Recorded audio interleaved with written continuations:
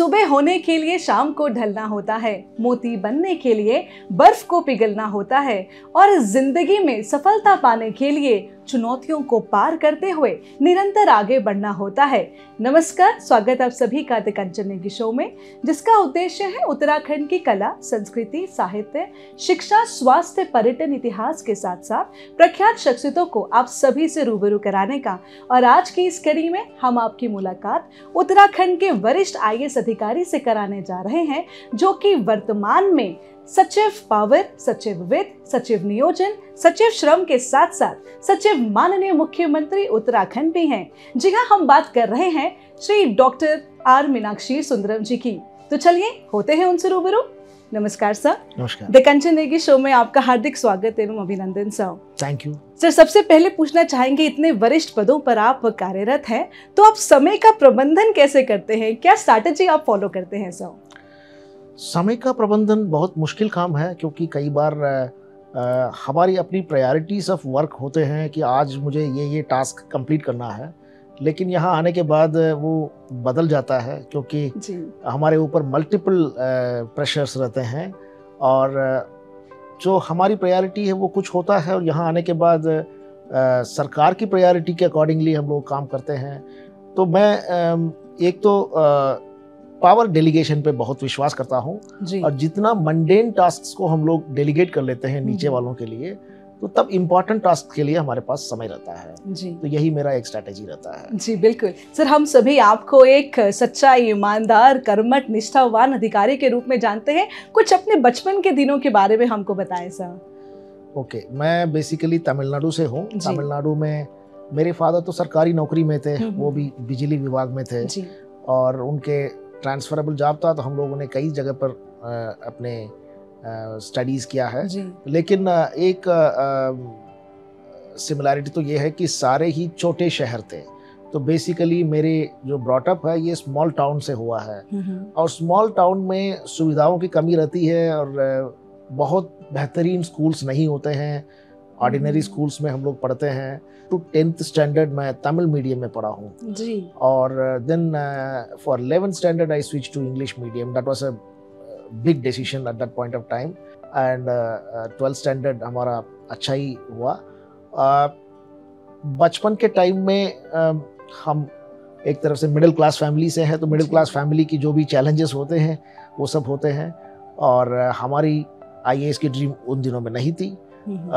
उन दिनों में मेरे केवल एक डॉक्टर बनने की ड्रीम थी कि मुझे MBBS में सीट चाहिए, और फाइनली वो नहीं मिला, तो मैं बहुत उदास हुआ। और फिर मैं, चूंकि मुझे डॉक्टर ही बनना था, तो मैंने वेटरनरी साइंस ज्वाइन कर ली। और वेटरनरी साइंस ज्वाइन करने के बाद वेटरनरी कॉलेज में जब मैंने एंटर किया था, तब सेकेंड ईयर, थर्ड ईयर में मुझे IAS की तरफ एक रुचि डेवलप होने लग गई है। सर, पूछना चाहेंगे कि यूँ तो हर किसी का सपना होता ही है IAS अधिकारी बनने का, तो आपको क्या वो चीज़ थी जिसने पुल किया कि आप इसकी तैयारी कर रहे हैं और एक अधिकारी, IAS अधिकारी बने? देखिए, मैं जब कॉलेज में था तो हमको लगा कि ठीक है, see in every position you can contribute something for the society, for the nation. But when you become a policy maker and when you were involved in running of a government, then आपकी जो range of contribution है ये बहुत wide है। तो मैं तो हमेशा कहता हूँ कि IAS की सबसे बड़ी अच्छी बात, मतलब दो अच्छी बात मैं बताऊंगा। एक तो this is a generalist service, so being a generalist service you are handling different assignments, different charges, so you don't get bored at all, and you try to learn new things every day. तो learning का अगर quest है तो this is the best service to come to. और ये तो even other all India services में नहीं है, वहाँ पर एक ही डिपार्टमेंट में लोग अपने पूरे सर्विस स्पेंड करते हैं। दूसरा, ये एक सर्विस है जिसमें you get an opportunity to touch other people's lives. Very true. Sir, पूछना चाहेंगे, जब आपने तैयारी की तो आपका स्ट्रैटेजी क्या था? एग्जाम को प्रिपेयर करते समय मैं टाइम टेबल बनाता था। टाइम टेबल बनाता था। टाइम टेबल एग्जाम के पॉइंट ऑफ व्यू से जो जो टॉपिक्स इम्पोर्टेंट है उसको ज़्यादा समय देते थे, और उसके अलावा जहाँ हम लोग ऑलरेडी बहुत स्ट्रांग हैं उसको कम टाइम, और जहाँ हम वीक हैं उसको ज़्यादा टाइम ऐसे देते थे। आज कंपटीशन भी काफ़ी बढ़ चुका है, काफ़ी सारा जो यूथ है वो डिस्ट्रैक्ट हो जाता है कि यूट्यूब से पढ़ाई करें या कोचिंग करके पढ़ें, और ये एक धारणा बन गई है कि अगर सिविल सर्विसेज में जाना है तो कोचिंग ज़रूरी ही है। तो आप उनके लिए क्या मैसेज देना चाहते हैं कि क्या सेल्फ स्टडी करके भी एग्ज़ाम क्रैक किया जा सकता है? मेरा प्रीलिम्स और मेंस दोनों में सेल्फ स्टडी ही था जी। इंटरव्यू के लिए मैं ज़रूर कोचिंग गया था, that was a very short term coaching, हफ्ते भर का कोचिंग था, just to understand what is the interview and what is expected of it, because it was a whole new experience for me. बिल्कुल sir. और बाकी written examination के लिए मैं तो यही सजेस्ट करूंगा कि आप सेल्फ स्टडी करेंगे तो वो ज़्यादा बेटर होगा, क्योंकि सेल्फ स्टडी में आपके पास समय का यूटिलाइजेशन ज़्यादा बेटर होता है। अदरवाइज आप कोचिंग में जाते हैं तो कोचिंग में हो सकता है कि 1 घंटे 2 घंटे के क्लासेस चल रहे हैं, वो क्लासेस ऐसे टॉपिक पे चल रहे हैं जो ऑलरेडी आप वेल वर्स्ड है उस टॉपिक से, और वही 2 घंटे आप खुद पढ़ते हैं तो थोड़ा ज़्यादा पढ़ सकते हैं। सर कहते हैं ना कि ज़िंदगी में जिसके जितना संघर्ष होता है तो जीत उतनी ही शानदार होती है। तो आपकी जो निजी ज़िंदगी में कुछ ऐसे अनुभव आप साझा करना चाहते हैं जो संघर्ष भरे रहे हों? मैं जब IAS में सिलेक्ट हुआ था उस पूरे जर्नी बहुत संघर्ष भर रहा है जी। क्योंकि मैंने पोस्ट ग्रेजुएशन किया, पोस्ट ग्रेजुएशन करने के बाद I was in a job, in a research job. मेरे कॉलेज में ही there was an all India coordinated research project on animal genetics, it's a molecular genetics work. उसमें मैं नौकरी कर रहा था, तो नौकरी करते समय मेरे पहले अटेम्प्ट में मैं इंटरव्यू तक गया, सेलेक्ट नहीं हो पाया जी। और ये टेस्ट मैं जो भी यंगस्टर्स सिविल सर्विस की तैयारी करते हैं मैं उनको बोलता हूँ कि यार this is not just a test of your knowledge and intelligence, this is also test of your mental strength, how strong you are. True. So when I was not selected, I did not even time to mount that thing, because it's a 1.5 year hard work. You reach the last stage and then you are not getting selected. And 3 दिन में अगला prelims था। तो मेरे पास time नहीं था कि मैं उसके बारे में सोचूं जी। तो I just imagined that nothing like that has happened and this is a fresh beginning. So I started preparing for my next attempt. So when I got selected in the prelims, then मैं अपने professor and head जो हमारे project के in charge थे genetics department के, उनसे मैंने mains की तैयारी के लिए कुछ छुट्टी मांगा। तो उन्होंने नहीं दिया, वो ये भी बोलने लगे कि इंटरव्यू की छुट्टी मांगा, फिर मेंस की छुट्टी मांगोगे, फिर इंटरव्यू आएगा उसकी छुट्टी मांगोगे, मेरे प्रोजेक्ट का क्या होगा? I am bothered only about my project. He was right in his own way, I am not blaming him. लेकिन मेरे लिए अपने जो कैरियर का परस्यूट ज़्यादा इम्पोर्टेंट था, तो I resign my job and my family was not even aware, my father was not even aware.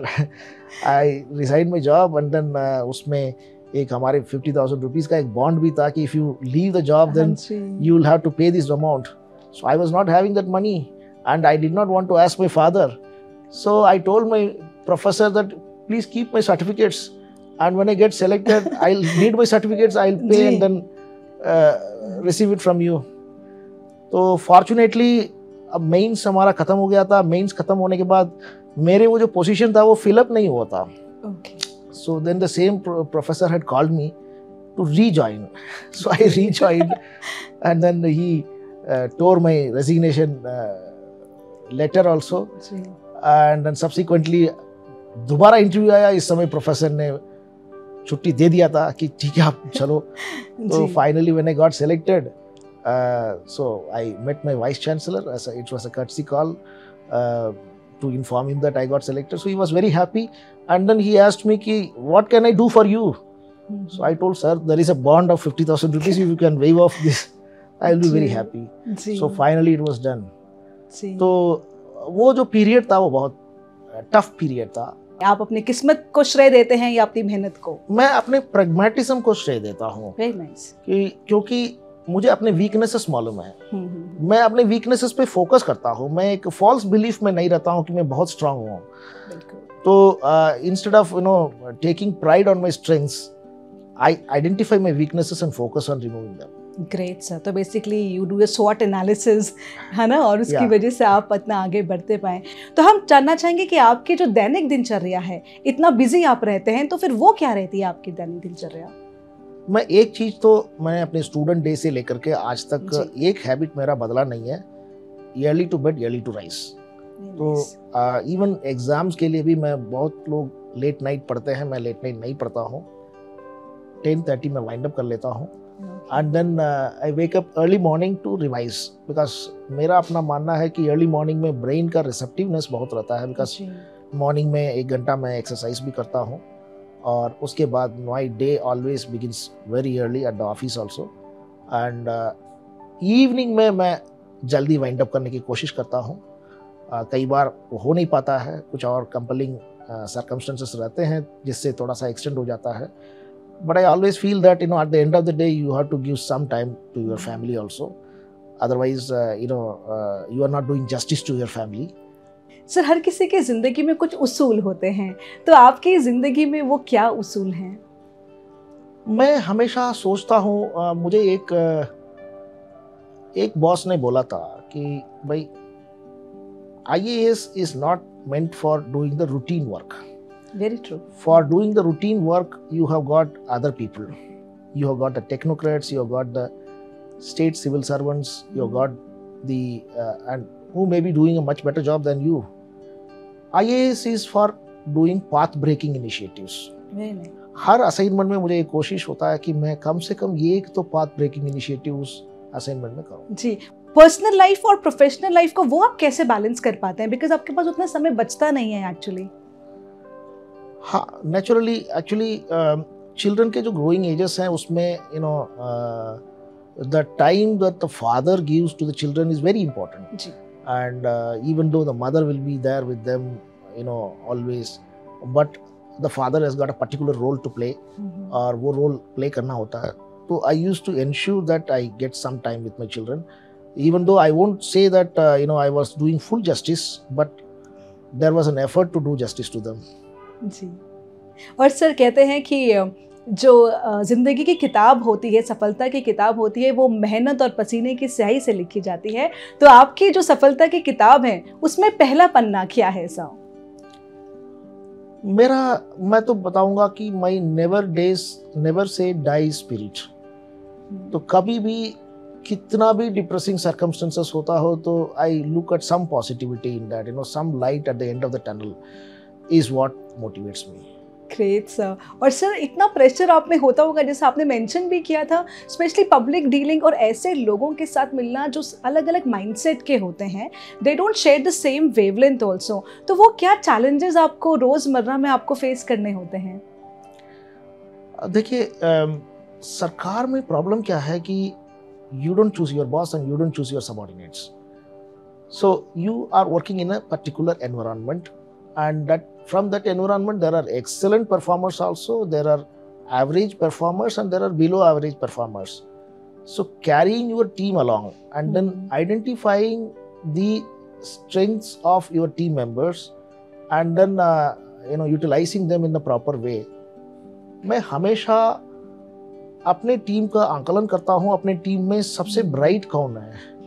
वो ब्राइट आदमी HOD नहीं हो सकता है कि वो HOD से 2 लेवल नीचे हो, 3 लेवल नीचे हो, but I identify that bright chap और उसको मैं इम्पोर्टेंट टास्क देता हूँ। सर, आपने अपने करियर में काफ़ी सारे अधिकारियों के साथ काम भी किया है आपके शुरुआती दौर में भी, तो पूछना चाहेंगे सर कि वो ऐसे कौन से लोग हैं जिनसे आप इंस्पायर होते हैं and you follow their footsteps? देखिए, ये लिस्ट बहुत लंबा है क्योंकि हर मेरे सीनियर से, हर मेरे बॉस से मैंने कुछ ना कुछ एक्सेप्शनल क्वालिटी देखा है और उस क्वालिटी को कुछ हद तक इम्बाइब करने की कोशिश किया है। आई वोंट से कि मैंने 100% इम्बाइब कर लिया है, but I always tried to you know, किसी के पास उनके हम्बलनेस ने मुझे इंस्पायर किया, किसी के पास उनके डेडिकेशन ने मुझे इंस्पायर किया, किसी के पास उनके out of the box thinking ने मुझे इंस्पायर किया। इस तरीके से हर किसी से मैंने कुछ ना कुछ सीखा है। मैं एक ऑफिसर जो मेरी बहुत ही शुरुआती दिनों में नाम लेना चाहूँगा, तो वो यू माइट हैव हर्ड, एक बहुत फेमस ऑफिसर थे UR राव जी। सो ये गुजरात में सूरत में प्लेग आया था। ये लगभग 40-50 साल के बाद प्लेग आया था और उस समय Surat was considered as the dirtiest city और उनको एक प्रिंसिपल सेक्रेटरी रैंक के ऑफिसर को एक म्युनिसिपल कॉर्पोरेशन का कमिश्नर बना करके भेजा था विद जस्ट वन एजेंडा कि from the dirtiest city it should become the cleanest city, and he did it. Great, he did it. तो लेकिन यही उनका ग्रेटनेस नहीं है। इनसे मेरी मुलाकात हुई थी जब हम लोग प्रोबेशनर थे और हमारी भारत दर्शन की प्रोग्राम थी। So that time he has taken a deputation to the port trust, so he was chairman of the Visakhapatnam Port Trust, and we had an attachment with the Port Trust, so we had a meeting. So not only me, even my batchmates were very excited to see such an illustrious officer. तो हमने बार बार उनसे पूछा कि सूरत में आपने क्या किया है उसको बताइए। तो उनका सिंपल जवाब था कि कुछ नहीं यार, तुम मेरे से ज़्यादा अच्छा करोगे। So you know, not only doing an exceptional job, but being silent about his own achievements. So that proved to him to be a very great human. और सर उन सिचुएशन को आप कैसे डील करते हैं, जैसे सपोज आप मेहनत बहुत कर रहे हैं और लेकिन किसी एक या किसी की वजह से वो चीज़ आपकी प्रॉपरली शेप अप नहीं हो पाती, and result from positive it becomes negative. So how do you deal with that pressure, और वो पर्टिकुलर चीज़ों को आप कैसे फेस करते हैं? बेसिकली नॉर्मल टाइम में हम लोग सब अच्छा परफॉर्मेंस करते ही हैं, but crisis throws lot of challenges, and crisis में not getting stressed and maintaining cool head is very important. So if we maintain our cool head, then definitely we can do very well. Exactly. So मेरा ये है कि कोई भी situation आ जाए, never lose your cool. धैर्य से चीज़ों को देखना है और उसी के मुताबिक आगे बढ़ना है। जी सर, फैमिली का बहुत बड़ा रोल होता है, तो हम चाहेंगे कि आप फैमिली के बारे में भी हमारे दर्शकों को बताएं। फैमिली, दो फैमिली है, एक तो मेरे मैरिज से पहले की फैमिली है, फिर दूसरा मेरे मैरिज के बाद की फैमिली है। जी। मेरे मैरिज से पहले के फैमिली में मेरे फादर मदर सबको मेरे सक्सेस में बहुत कंट्रीब्यूशन है। इनफैक्ट शुरू में मैं जब IAS की तैयारी कर रहा था तो फैमिली की सिचुएशन ऐसे थी कि मैं इमीडिएटली किसी जॉब में चले जाऊं और कुछ फैमिली इनकम के लिए कंट्रीब्यूट करूं। So at that point of time I requested my father that you know I am preparing for this exam and give me one more year without a job. So he allowed me, so I owe my success to him. And he used to motivate me and he used to trust in my abilities. And दूसरा, अब current career में my wife has been a pillar of strength for me. And most importantly family front में मुझे कोई बहुत ज़्यादा worries नहीं होते हैं, इसलिए मुझे अपने काम में कंसंट्रेट में कर पाता हूँ। कि आपकी हॉबीज क्या है? Do you like watching movies? मैं बहुत फिल्म देखता हूँ। I am a movie buff, और मैं खैर जब तमिलनाडु में रहता था तो ज़्यादातर तमिल मूवीज देखता था, अब यहाँ हिंदी मूवीज देखता हूँ। इनफैक्ट जब कोविड का लॉकडाउन हो गया था, वो कैरियर में आने के बाद मेरा पहला ऐसा मौका था जब मैं 3-4 महीने खाली बैठा हुआ था। सो नेटफ्लिक्स में कई सारे मूवीज देखे। मूवीज में एक टाइम ऐसा आया था कि तमिल इंग्लिश हिंदी हमारे एग्जॉस्ट हो चुके थे, फिर मैंने स्पेनिश जर्मन कोरियन ये सब देखना शुरू कर दिया था। जी। अच्छा सर, आप तो फिल्मों के शौकीन रहे हैं, तो कोई डायलॉग सर हमारे दर्शकों के लिए तो बनता है सर? मैं रजनीकांत का बहुत बड़ा फैन हूँ और रजनीकांत के हर मूवी में कुछ ना कुछ पंच डायलॉग्स हैं। तो ये सारे पंच डायलॉग्स मुझे पसंद है। जी। In one movie called Basha, he says, "Na oru thadava sonna, nooru thadava sonna madri." That means if I say one time, it is equal to saying it 100 times. Okay, great, sir, great. और sir आपकी और क्या-क्या hobbies हैं movies के अलावा? I'm a voracious reader. Okay. And I read any topic. कोई topic में हमारा डिस्क्रिमिनेशन भी नहीं है।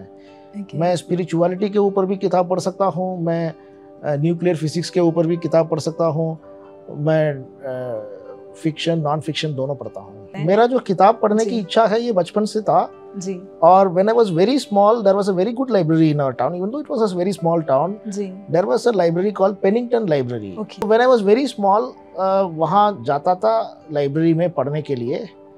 वहाँ एक आदमी जो वॉचमैन भी था, गार्डनर भी था, वो मेरा साइज देखता था, सोचता था कि ये छोटा बच्चा है, जाकर के किताब विताब फाड़ देगा, तो मुझे अंदर अलो नहीं करता था। He used to make me sit outside in the bench कि यहाँ बैठो, थोड़ा सा ये कॉमिक्स बुक है, इसको पढ़ो। जब चूंकि वो गार्डनर भी है, तो जब वो प्लांट्स के लिए पानी देने के लिए जाता है, तो I used to sneak inside. Okay. तो फिर वो मुझे ढूंढ के अंदर घुस जाता। मैंने तुमको बोला था तुमको बाहर ही बैठना है, तुम कैसे अंदर आ गए? So then I used to be sent outside. बड़ा दुख लगता था मुझे। तो 1-2 महीने उसने देखा, फिर उसके बाद उसको मन में क्या आया, उसने सोचा कि भाई वास्तव में he is very interested in reading. तो एक दिन मुझे बुलाया कि तुम जा सकते हो अंदर। How sweet, तो उस दिन आई फेल्ट वेरी हैप्पी। जी।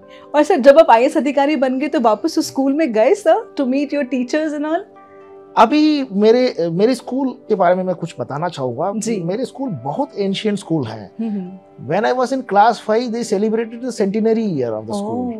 और स्कूल में अभी 3 साल पहले उनके एनुअल डे सेलिब्रेशन में मुझे ऐसे चीफ गेस्ट बुलाया। So I went there.